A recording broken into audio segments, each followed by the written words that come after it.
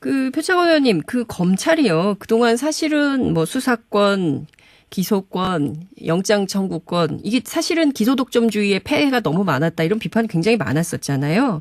네. 실제로 일선 경찰들이 느끼는 문제 포함해서 또 이제 경찰 출신이시기도 하시니까 검찰 권력의 네. 이 독점적 행태에 대한 비판 계속 하셨잖아요. 그죠? 네, 20년 동안 했습니다.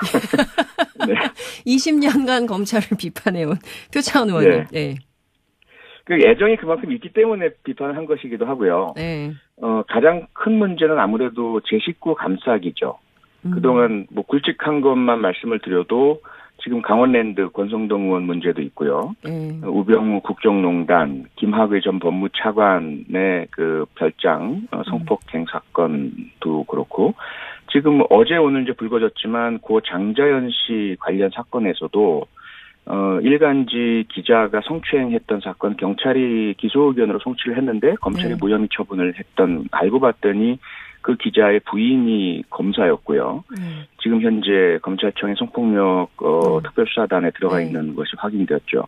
이런 그 제19 감싸기가 가장 큰 문제고요. 두 번째 문제는 검찰이 다 이제 훌륭한 분들이 계시지만 권력을 독점하고 있다 보니 고인물이 썩는다는 현상. 그래서 검찰만 눈 감아주면 범죄가 없던 것으로 되고 검찰만 노력하면 혐의 없는 사람도 범죄자로 만들어낼 수 있다. 그래서 숱한 이제 조작 사건들이 있었죠. 이제 세 번째 가장 큰 문제가 유전무죄 현상이죠. 그래서 일반적인 시민 여러분의 어떤 사소한 잘못이라든지 혹은 순간적인 잘못, 민생 범죄 이런 것들은 대단히 강하게 예외 없이 처벌당하고 엄단당하고 이런 반면에 좀 돈이 있는 사람들, 재벌의 범죄라든지 이런 것들은 늘 유야무야되고 선처가 이루어지고 나중에 알고 봤더니 또 검사분들이 퇴직 후에 대기업에 가거나 로펌에 가거나 뭐 이러한 이제 권력의 카르텔이 형성되어 있더라라는 거죠. 그래서 이런 부분들이 해소되지 않으면 대한민국의 공정성, 정의에 대한 국민 다수의 신뢰가 무너질 수밖에 없는 그런 문제가 있었습니다. 그 검찰의 제19 감사기 때문에 제대로 수사가 안 됐다. 그래서 수사 기소 분리해야 된다. 이제 이런 주장을 하시는 건데 이영주 의원님은 어떻게 보세요? 그렇게 하기에는 또 경찰도 실제 국민의 신뢰가 높은 것은 아니다. 이런 반론도 검찰 쪽에서는 할 수 있지 않겠어요? 이거 제19 감사기 문제는 네. 검찰은 검찰을 제19로 감사할 것이고 경찰은 경찰을 제19로 감사할 것이고 법원의 제19로 감사하지 않겠습니까? 예. 그래서 그것은 각 기관의 구성원들의 개개인적인 문제인 것이지 이게 수사권 조정의 당위성이라든지 또 이번 수사권 조정의 합의로서 그런 문제가 해결될 것이라고는 보지 않습니다. 그 문제를 해결하기 위한 방안이 수사권 조정인 합의성은 없다. 하는 것을 말씀을 드리고요. 네, 굳이 한 말씀 드리자고 한다면은, 이 검찰의 제19 감사기라든지 이런 것들이 검찰에 대한 권한의 문제는 아니라는 거죠. 검찰의 문제라기보다는 최고 권력자인 대통령이 검찰을 감싸고 있기 때문에 대통령이 검찰을 자기의 권력의 도구로 쓰고 있기 때문에 문제가 있는 겁니다. 예를 들어 보면은 지금 대통령께서 검찰에서 상당히 좀 손을 놓고 있거나 자율적으로 강조하고 있는 부분이기 때문에 그런 폐해가 안 드러나고 있지 않겠습니까? 그래서 이거는 정치 권력과 검찰 권력과의 분리, 독립 이 차원에서 해결책을 찾는 게 좀 더 나은 방안일 것이라고 봅니다. 그런데 어찌됐든 지금 검경 얘기하기 시작하면 한두 끝도 없고 굉장히 오래된 논란이었기 때문에 이게 제대로 되겠냐라는 얘기도 있지만 어쨌든 지금 이번에 나온 조정안을 쭉 살펴보면요. 어쨌든 앞서 말씀드렸던 것처럼 특정 사건에 대해서는 검찰이 직접 수사권도 갖죠. 그다음에 송치 후 수사권도 갖게 되죠. 그리고 경찰 수사에 대한 보완 수사 요구권도 갖게 되죠. 그리고 전 이거 반발이 굉장히 심한 것 같던데 경찰이 예컨대 정당한 이유 없이 보완 수사 요구를 불응하게 되면 직무에서 배제하고 또 징계 요구권도 갖게 되거든요. 그러니까 이런 등등을 보면 경찰 입장에서는 특별히 달라진 게 없지 않냐 이런 비판도 가능할 것 같긴 합니다. 그러니까 일종의 검찰의 사후 통제 권한을 유지하게 된 것 자체에 대해서는 표창원 의원님 어떻게 보세요? 20년 경찰 말씀 주시죠. 네, 경찰은 30년 했지만 이제 검찰 비판을 본격적으로 한 게 20년이고요. 네, 당연히 이제 개인적으로나 혹은 경찰관들이 가장 좀 뭐랄까요, 불만을 느끼고 뼈아프게 생각하는 부분이 그 부분이거든요. 하지만 저는 받아들여야 한다라고 생각을 합니다. 경찰이. 네네. 그러한 안전장치를 받아들인 상태에서, 과연 경찰이 1차적 독자적 수사권을 충분히 신뢰를 받은 상태에서, 행사할 수 있느냐에 대한, 그런 국민의 신뢰를 얻는 시험 단계고 과도기라고 보거든요. 네. 그렇게 된다면 이제 향후에 그러한 검찰의 향후적 통제권은, 실제로 꼭 필요한 상황에서만, 아마 활용될 가능성이 높고요. 하나의 그 예비적인, 유보적인 안전장치로, 예를 들자면 이제 그 지하철에서 긴급 정지 버튼 같은 게 있잖아요. 네. 근데 그게 있다고 해서 상시적으로 그게 눌러져서 운행이 중단될 수 있다. 이런 우려가 처음엔 제기가 되겠죠. 그런데 실제로 운영하다 보면 그렇진 않거든요. 그러한 부분이라고 저는 생각을 하고요. 네. 그래서 검찰도 마찬가지로 그러한 사후적 통제권이 주어졌다고 해서 이걸 과거에 경찰을 지휘하던 시대처럼 수시로 자주 남용을 한다든지 또는 말을 잘 안 듣는 경찰 간부를 길들이기 위한 수단으로 사용한다든지 그렇게 되면 검찰 스스로가 점점 더 국민 신뢰를 잃을 방향으로 갈 수밖에 없기 때문에 저는 그런 제도적 안전장치로서의 존재 그 부분을 좀 받아들여야 된다라고 생각합니다. 네. 이용주 의원님도 같은 생각이세요? 같은 생각이긴 한데요. 분명하게 지적할 것은 이거죠.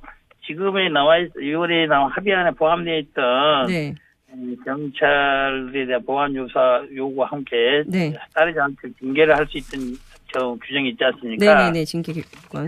새로 생긴 규정이 아니고 지금까지 있어 왔던 규정입니다. 있어 왔던 규정이고 제가 알기로는 지금까지 그런 규정은 형식적으로 있었으나 그런 규정에 따라서 검사가 경찰에 대해서 징계를 요구해서 징계받았던 전례가 있는지 거의 없는 사문화된 부분인 거죠. 사문화된 부분인 것이고, 이제 이 문제는 어떤 걸로 봐야 되냐면은 수사 지휘나 수사 요구라는 말이 나왔던 이유는 결국에는 검찰이 수사와 별도의 기소기관으로 기능을 하고 있지 않습니까? 국가기관 내에서. 기소기관으로 된다면은 수사한 결과를 법원에 기소할지 말지 결정을 하고 그 기소할지 말지 결정할 때 충분한 수사가 되어 있는지 충분한 증거가 있는지에 대해서 직접적으로 필요하다면 검찰이 직접적으로 보완 수사를 할 수도 있고 그렇지 않고 경찰을 통해서 하는 게 더 효율적으로 생각된다고 한다면 그 부분을 경찰로 하여금 추가적인 수사를 하도록 하는 겁니다. 그렇게 하는 행식을 명칭을 수사 지휘라고 볼 것인지 보완 수사 요구라고 볼 것인지 형식상으로만 언어의 변경에 불과한 것이지 이것은 검찰이 기소기관으로서 기능을 담당하기 때문에 본질적으로 바뀔 수 없는 것이라고 봅니다. 네. 자, 이번 내용을 보면요. 간과할 수 없는 것이 사법경찰, 자치경찰 이렇게 구분을 했어요. 그래서 이렇게 보면 수사하는 경찰과 그리고 행정하는 경찰 이렇게 나누고 있는 거 아닌가. 결국에는 이게 어쨌든 우리가 검경 수사권 조정을 계기로 해서 수사청 또는 기소청 이렇게 수사기관의 새로운 뭐라고 해야 됩니까? 새로운 구조를 만들기 위한 수순을 밟고 있나? 이런 생각도 좀 드는데 표창원 의원님 이런 부분은 좀 어떻게 해석을 좀 해야 된다고 보십니까? 우선은 경찰 내에서의 수사권 독립 이렇게 이해하시는 게 가장 정확할 것 같고요. 경찰 안에서의 수사권 독립. 네네. 그러니까 경찰에 대한 이제 일방적 지휘로 인한 폐해도 많았지만 경찰은 경찰대로 내부에서 지난 대선 당시에 국정원 여론조작 의혹 사건에서도 서울경찰청 당시 김용판 청장의 부당한 개입의 문제가 심각했잖아요. 그때 김용판 당시 서울청장이 뭐라고 했냐면 나는 수사를 잘 모른다 이렇게 이야기를 해요. 그러면서 실제로는 지휘권자로서의 그런 청장이 그러니까 그게 뭐냐면 되게 이제 총경 이상 간부가 되면 수사에 직접 참여하지 않는 보직에 있는 사람들은 수사를 잘 모릅니다. 그런데 그들이 가지고 있는 인사권 등을 활용을 해서 수사에 개입하는 일들이 있었거든요. 수사 전문성도 없으면서 그리고 책임도 지지 않으면서 결과에 대해서 그 부분을 경찰 내에서 이제 완전히 그럼 행정경찰과 수사경찰은 분리시키자. 그러한 이제 노력의 일환이라고 이해해 주시면 감사할 것 같고요.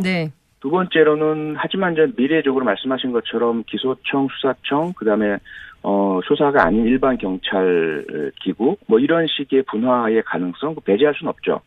그건 이러한 우리 대한민국 아까 이용주 의원님도 말씀하셨지만 각 네. 나라의 특성과 차이가 있고요. 대한민국의 가장 적합한 수사와 법집행 기구의 구성은 어떤 것일까는 지금 완결되었다고 보기 어렵거든요. 네.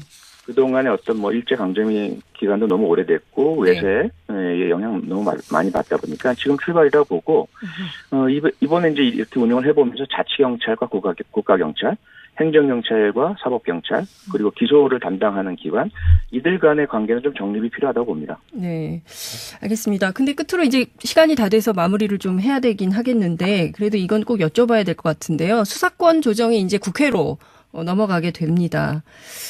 이대로 통과될까요? 아니면 또 조정이 좀 있겠습니까? 어떻게 전망하십니까? 이번엔 이용주 의원님부터 하실까요? 제가 보기로는 뭐 이 안에 뭐 어제도 총리께서 말씀하셨지만 합의의 원칙 이 조정안을 넘지 않았던 것이 됐으면 한다는 말씀이 바람이 있지 않습니까? 저도 그런 원칙이 존중되는 한에서는 원칙은 존중돼야겠죠. 하지만 이 안 그 자체 그대로가 입법화되기는 어려운 부분이 있다고 봅니다. 일부 조정은 국회 내에서 있을 거라고 봅니다. 어느 정도의 조정이 있을까요?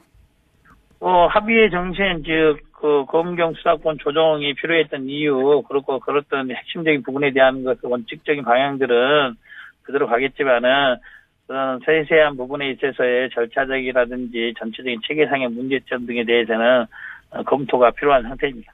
아, 그러세요. 표창원 의원님 어떻게 보세요? 네, 우선 저는 뭐 이용주 의원님 또 김경진 의원님 등 검사 출신의 민주평화당 의원님들 또 바른미래당 의원님들 또 자유한국당 의원님들께 너무 감사를 드리고 있고요. 또 앞으로도 계속 엎드려 감사를 드리면서 이번 정부 합의안의 본질적인 정신, 네, 이용주 의원님도 말씀하셨지만 그 본질에 대한 존중을 해주신 가운데 당연히 이제 그 고견을 주시면 비판도 저희들이 받고 수정을 통해서 국민을 위해서 또 국가를 위해서 그 치우치지 않고 정의 구현에 적합하고 그리고 부패를 방지할 수 있는 그러한 방향으로의 그 입법이 반드시 이루어질 수 있으리라고 좀 믿습니다. 최선을 다해서 저희들도 노력을 하겠습니다. 해야 되고 선처가 이루어지고 나중에 알고 봤더니 또 검사분들이 퇴직 후에 대기업에 가거나 로펌에 가거나 뭐 이러한 이제 권력의 카르텔이 형성되어 있더라라는 거죠. 그래서 이런 부분들이 해소되지 않으면 대한민국의 공정성, 정의에 대한 국민 다수의 신뢰가 무너질 수밖에 없는 그런 문제가 있었습니다.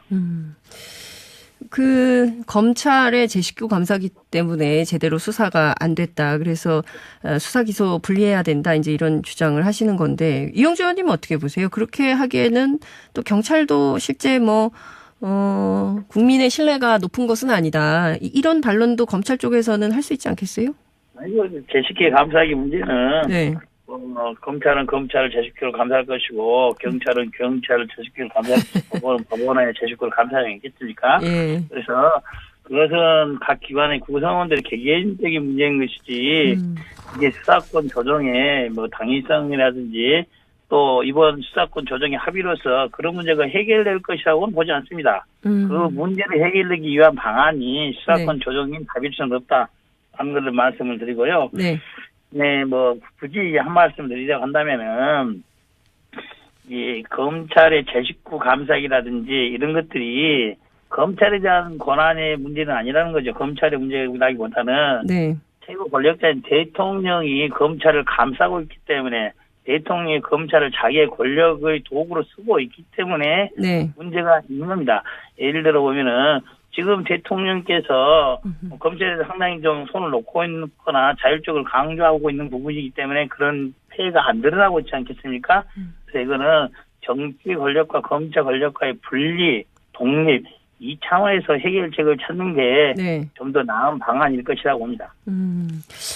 그런데 어찌됐든 지금 검경 얘기하기 시작하면 한두 끝도 없고 굉장히 오래된 논란.